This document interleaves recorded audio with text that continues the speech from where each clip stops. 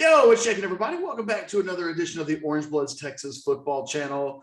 I'm Jeff. That's Anwar. Today's video brought to you by Underdog Fantasy, the best in terms of daily pick'em and player games and everything that you can think of. They've got round-the-clock support, secure payments, money-back guarantees, and an all-star team backed by some of the likes of Kevin Durant, among others. So, get started right now. UnderdogFantasy.com, the sponsor of today's video. Anwar, I was not involved yesterday in the Monday Overreaction show. Missed you. I called Jason Ketch a couple of times. So, that happened. We did this thing where we went to a mechanic at 9 o'clock. It was supposed to be like a 15-minute appointment, which wouldn't have interfered with anything that you and I would be doing. And we didn't leave until like 11. I didn't get home till almost noon. So it worked out well. And you went with somebody else instead of just waiting all day for not my first rodeo. to go through a mechanic here in the Woodlands. Anyway, look, but the way things played out, I have a Tuesday overreaction that is not necessarily the primary topic of this video. Although if I go on a good enough rant, who knows, maybe this just becomes the Catch Tuesday overreaction video, and we'll do a second video. Last night, Texas basketball closes out the Irwin Center. Okay. And Baylor served them up a knuckle sandwich again. And it just boggles my mind that Texas, as an athletic institution, has been so off its game for the better part of the last decade that, and really the biggest sports that matter, football, men's basketball, women's basketball, in general, like those are considered the big three sports in college athletics. You'll hear Texas baseball fans who will argue that baseball would be in that mix as well. Fair enough, but it's not considered a revenue sport. And women's basketball, at least for some programs, is a revenue sport. Some of them, many of them, most of them, probably not. But you look at football, you look at men's basketball, and you look at women's basketball. And if we just start with basketball, Baylor owns Texas right now at a level that I can't explain. If you combine the two together, it's like, I think women's basketball is like 28 out of 29 or something ridiculous like that. I think the basketball team now is 9 out of 10. Like, I've lost count of how many Baylor victories over Texas that we've seen in both of the basketball teams.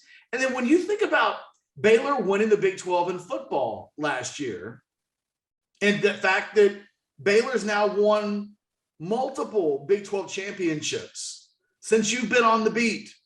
Last decade, Baylor's doing what Texas can't. And it's happening in all of the big sports for the most part. Like, a level of dominance of Baylor over Texas, I just can't wrap my head around it. And last night, final 5 minutes of that game, one team knew it was going to beat the other, and the other team looked like a basketball team that was very unsure of itself when put into that situation. As someone that went to school at Texas in the mid-90s and started Orange Bloods through the early part of the 2000s, the idea that Baylor could own Texas to this degree kind of blows my mind. Seriously, like insert the internet meme where the guy's brain explodes. That's kind of like my reaction after last night. Okay.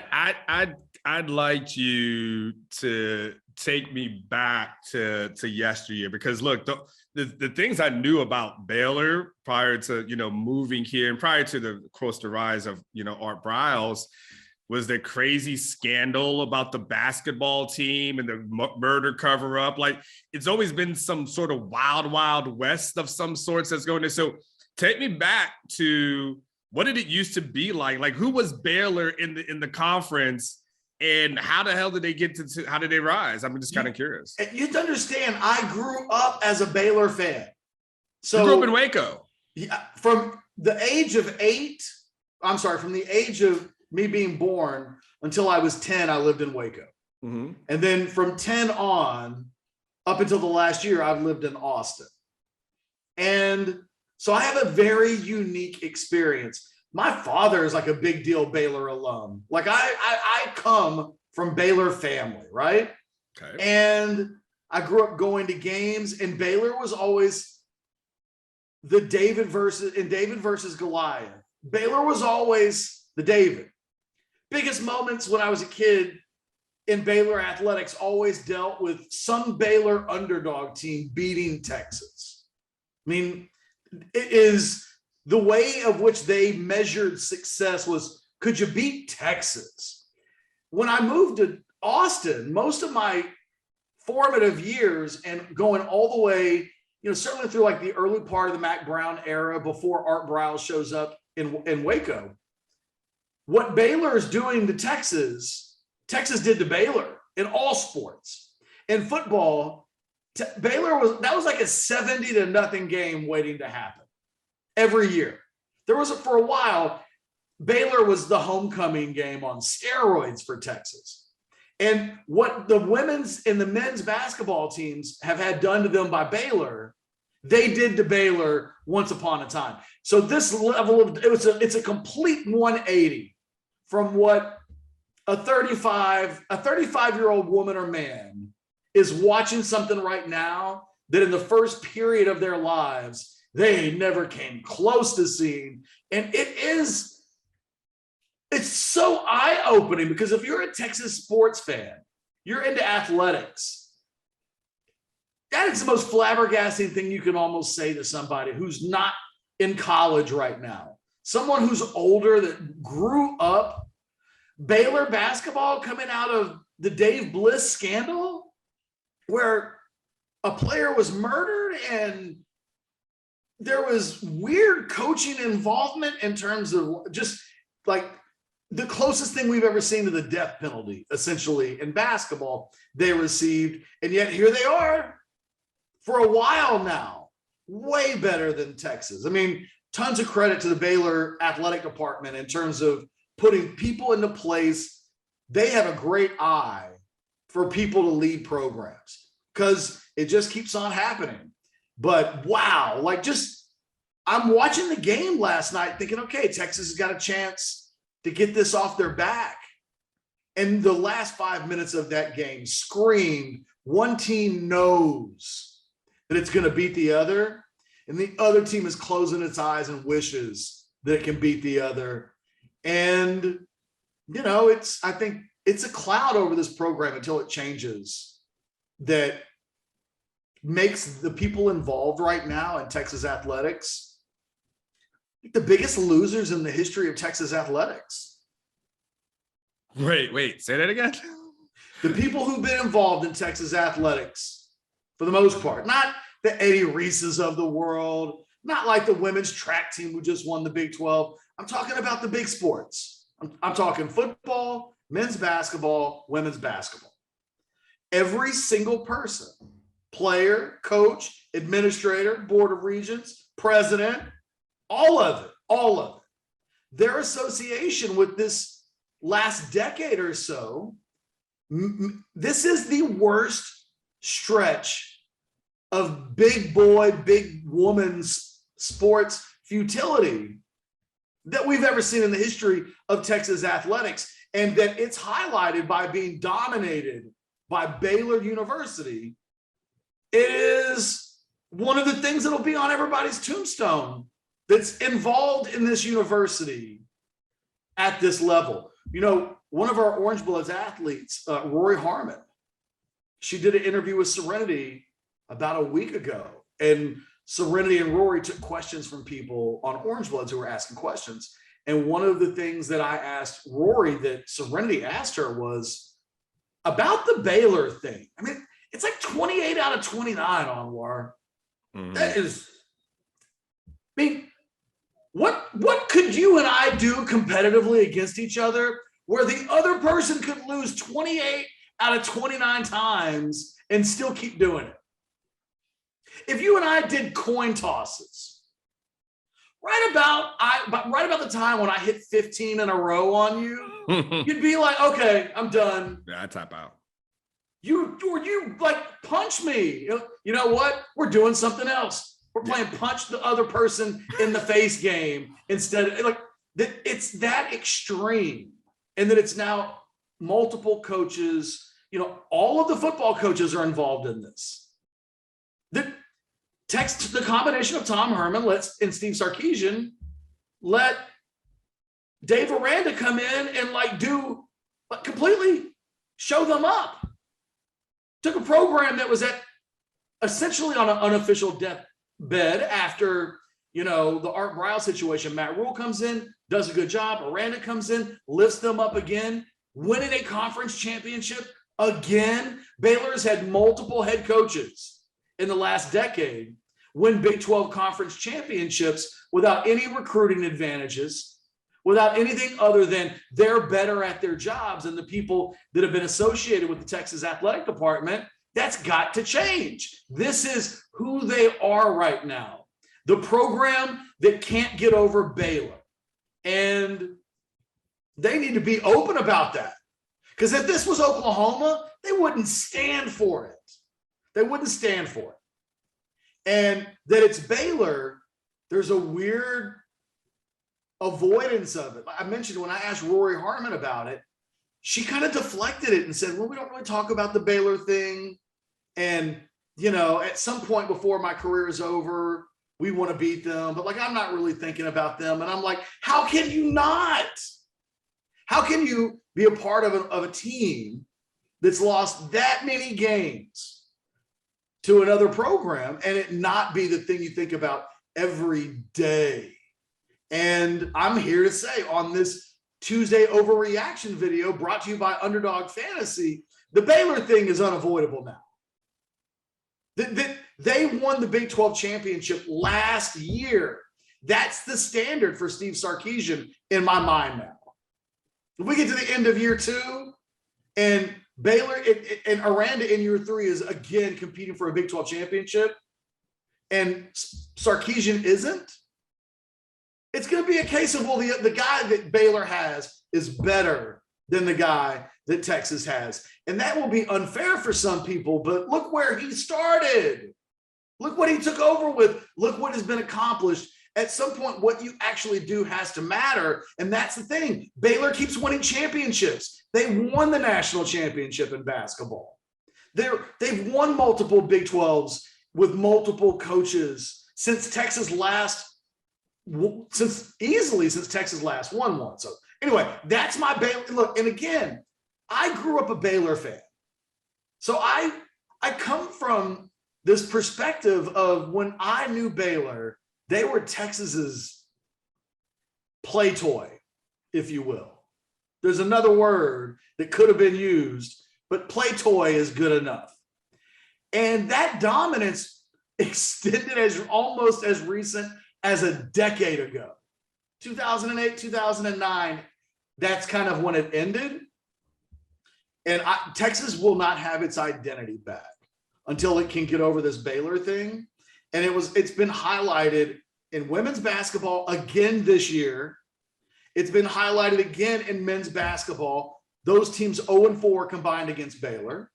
And it's highlighted as recently as a couple of months ago in football when Baylor wins a major bowl game, the Big 12 championship, beats all the teams that Texas can't get past. And with a coach that shouldn't have the tools necessary to do what he did, it is a major shadow over Texas that must be spoke. This can't be Voldemort. It can't be we're afraid to say it out loud because he might show up. They've showed up. Baylor keeps winning. You'd have to be living in a world where your eyes are totally closed, where you're ignoring what exists right now between these two programs. The interesting thing is, from a Texas perspective, it's not for a lack of effort. I mean, Texas has gone out and hired different coaches. They've, from a men's basketball perspective, this is at least the third coach that I've seen since I, have been here. Third football coach, so that I've seen, since then is, the second women's basketball coach. I'm saying to my tenure since 2014. Yeah. So it's not lack of effort. I mean, they're going out, they're trying their damnedest to get there. It's interesting that, there's what Baylor and other programs are able to do that Texas can't do is they can just recruit the people that they want to recruit, and they don't have to worry about stars. And while we may think like star chasing sounds great and getting all the talent, look at all the talent that Shaka Smart had year after year, one first round pick after another. And what did that really realistically yield for them? Eventually they have to part ways. There's been star chasing. We've talked about the recruiting rankings that Charlie Strong had, the true rankings that Tom Herman had. And then, we're talking about Sarkisian, and we're still talking, star chasing. The Baylor, they could just get their guys. I think there's something to be said about not having to work, the pressure of feeling like you have to get Arch Manning, the pressure of feeling like you have to get Quinn Ewers, the pressure that's associated with get a Mo Bamba or maybe get these like elite guys. What they're able to do is like, let's just get our guys, let's form them, let's develop them. They don't have to panic about anything. And there's a reason why Baylor has 7 guys that's in the NFL Combine, this upcoming week, and Texas has 2, and one of them is a kicker. That's no disrespect to Cameron Dicker, but I think there is something to be said for being able to get guys in, develop them, and go. The challenge that Texas is going to have to get when they want to always do the Alabama comparison, they've got to get this ball rolling to a point where it's just automatic, where we know, like OU, for instance, their floor is always going to be, 9-10 wins. Like, what the floor is. The floor at Texas has always been a little bit lower than that. And, so Baylor's been able to do that. Aranda's a hell of a coach, and I'm sure that's got to be frustrating. It's got to be frustrating too, Ketch. If Baylor doesn't have one of the bigger scandals in college football history, without that, who knows what Art Briles is still doing at this day? I mean, it took that to kind of derail them from the success that they were having. They had a Heisman winner, I mean, like he was cooking with grease, and it took a scandal to end it. That becomes, to your point, Ketch, it becomes the challenge that Steve Sarkisian has, that Chris Beard, has. Chris, I give Chris a little bit of runway here. When he had like 3 guys on scholarship. I mean, he really had to work hard to throw something together. I want to see what he does when he can kind of recruit, because you see what they at Texas Tech. I mean, they're monsters at Tech, right? I mean, I feel like every guy on that team is 6'7", the 6'9", long wingspan. That's what Chris Beard is. Once he gets that going here, you might be able to say that. But Sark has got the same pressure. And yeah, I'm sure for people who've grown up like you in this state, and seeing like that, the whipping boy being the dominant program, I'm sure it's like Bizarro World from Seinfeld, or just what just happened here. It's David whooping Goliath's ass every day, and not with a lucky rock either. Mm-hmm. But like, kind of matter of factly backhand once a week, at least catching a backhand. Like, it doesn't make sense. And Anwar, if I may, yes, I think that there are 3 things that really explain on the football side of things. Things are different in basketball. And Baylor basketball now has reached a point where they recruit really well. The football side of things is really interesting. I think that number 1, in terms of development, Baylor, from a developing players standpoint, has been light years ahead of Texas for about a decade now. I mean, when it just comes to taking guys and making NFL players, Baylor is taking, really rough pieces of rock and making diamonds out of them. And Texas has done less of that. I think the development between the 2 programs just in the last 12 months, again, speaks to astonishingly how different the 2 programs have been performing.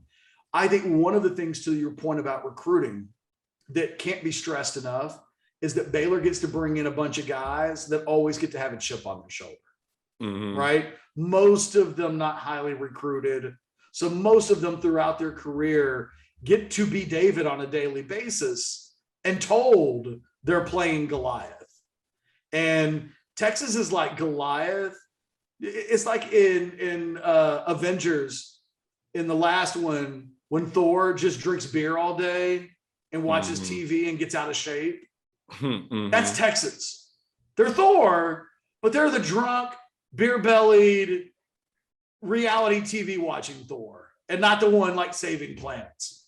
And I think that has played a big part in this rivalry. Like, Baylor's got more junkyard dog in them than Texas does. And I think it comes from the very pedigree that they often get shamed from, right? Oh, nobody wanted them in recruiting. They are able to use that fuel in a way that Texas recruits almost never get to, that's a little bit unique. And then the other thing is, and I will always point this out at any opportunity that I get a chance to, it's the great shell game that recruiting industries have put on college football fans forever, and making them think that a 4-star football player matters, that the 4-star guy versus the 2-star guy is somehow a light year difference, when the reality is the majority of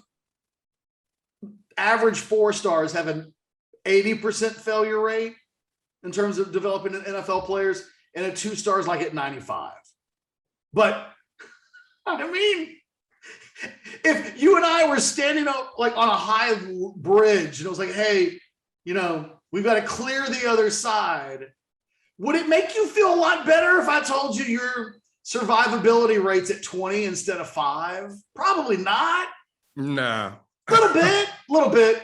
A little, but it's not gonna make me want to jump. It's not gonna make you go, oh, good, I got this. Correct. So, I think that those three things combined have kind of explain how this has happened over the course of the last decade or so in football for Texas. But it doesn't make it any less easier to take, because it just means the other team is outworking you on a lot of levels, that the advantages you think you have don't exist in the way you think they do. And that's true because the other side is hungrier and working better and harder than you are. And that, in 50 words or less, explains Baylor versus Texas in football specifically over the course of the last decade. Well, so for us to put a ribbon and bow on it, what needs to occur for it to get back to what it used to be? I mean, someone would say it's just as simplistic as winning. Is it just as simplistic as that? Is there a formula to that? But player development, it has to start there. It has to start with the Texas coaches getting the right touches on everything in the way of roster development, roster management, in terms of grooming players, putting them in the right position. If a player has 100% capacity to reach, Texas has to get as close to that 100% of reaching that player's capacity as possible. When I watched last year's team, I didn't feel like, I don't even call out any names because they could all raise their hands and be this guy. But you can look to anybody on that defense last year, anybody who's coming back and saying, were you anywhere close to 100% of what you can do? And I don't feel like there's a single dude on that team that feels like they were anywhere near as good as they think they can be. So everybody involved at that point owns a huge piece of what happens. And like the coaching staff, it's their job. Your job is to get maximum capability out of their players. Texas didn't do it a year ago. It has to do that better. If it starts to do that better, these other things become less of. Suddenly, if Texas's athletes are developing properly, you're not oh, by the way, the chip on the shoulder that they have doesn't, because it's like, oh God, they're working harder and doing better, and they have a mental chip that we don't have. Like that's a hard thing for Texas fans to swallow. Eliminate one of those things, and then you can legitimately take on the other. Yeah, for me, I think The one thing about FC, the last thing I'll say on the Catch is when it comes to the teams that have a chip on their shoulder, the one thing I've always heard players at Texas say is that, yeah, you know, we're going to get everybody's best every week because it's their Super Bowl. And at some point I've said, okay, so you know that, right? So you know that going in, every team views you as their Super Bowl. You know, views every team as their Super Bowl, Bama. Everybody views them as their Super Bowl. You know, views it as their Super Bowl, Georgia, Clemson. Going down the line, there are programs that understand that when they show up, you know, in their own stadium or at some or go on the road, people view it as their Super Bowl. Oklahoma had the same thing for years. And so what Texas has to get to for at a standpoint is understanding, yes, the other teams will get up for you. Yes, you know that. Now go there and bitch slap them and let them go home. Give them your best shot. Correct. Like, next time someone brings up Baylor and you're like, oh, well, you know, every time we play Baylor, we know we're getting their best shot. Stop saying that. How, like you said, how about instead of saying, you know, we're going to get their best shot, how about you slap the taste out of their mouth because you gave them your best shot? And again, there's a mentality thing that they're all culpable, like Charlie, Mac, Herman, Sarkisian a year ago. None of them yet. And look, all of the Texas coaches in the big three sports that are on campus now have been there. Vic Schaefer's 2 years. This Beard's first year. Sarkisian just had, but they have to carry the weight. The thing is, you don't get to pretend that it doesn't exist because you're new. You don't get to be, Vic Schaefer doesn't get to show up and say, well, I've only been here 2 years. Baylor's new head coach has been there like 9 months. Kim Mulkey's gone. So you got to change it. And when you don't, it's exactly like we talk about with Oklahoma this year. You can't let their first year guy come in and outperform your second year guy, period. Context be damned. It can't happen because appearances matter a lot in college athletics. They matter in recruiting. They matter. We're going to get to a point where Sarkisian's going to be either have to be given an extension or probably be fired. There's no in between in college football anymore where you get to have a coach who's legitimately on the hot seat because recruiting just like dies. So, you know, they got to start accomplishing some stuff. And when you're a Texas football fan, if Sarkisian hasn't won a conference championship after 3 or 4 years, there'll be Texas football fans that say, don't tell me it can't be done because Baylor did it again. So don't tell me how hard it is because I just saw the guy that, you know, was able to take a program still building itself out of the ruin of a rape scandal. They did it. So stop telling me about the labor pains. Give me the baby. That's, I think, where Texas athletic fans are now. And it happened again last night with regards. Oh, that's a really inconsiderate and like kind of sexist expression. Don't tell me about the labor pains. Give me the baby. But like, seriously, like Texas, from a Texas athletic standpoint, you got to stop talking about how hard it is to beat Baylor in anything. Just do it. And that it doesn't ever happen for the most part. It seems like, at least in basketball, certainly football, a little different in that, you know, Baylor, if you're judging the programs in the ways that Texas wants to be judged by, championships, Baylor has them in recent years and Texas doesn't. All right, Ketch. I'm sorry to those of you that really didn't want to hear that rant, but for a multitude of reasons, it happened again last night. Had to get it off my chest. Thanks to the guys over at Underdog Fantasy for being the sponsor of this video. Brand new relationship with Underdog Fantasy. We look forward to that going for a long, long time. For myself and Anwar Richardson, do us a favor, like the video, subscribe to the channel, get notifications, all that jazz. Comment in the comment section. I guess Baylor fans, To the victor go to spoils. You get to leave yours in the comments section as well. That's how this thing works. Until next time.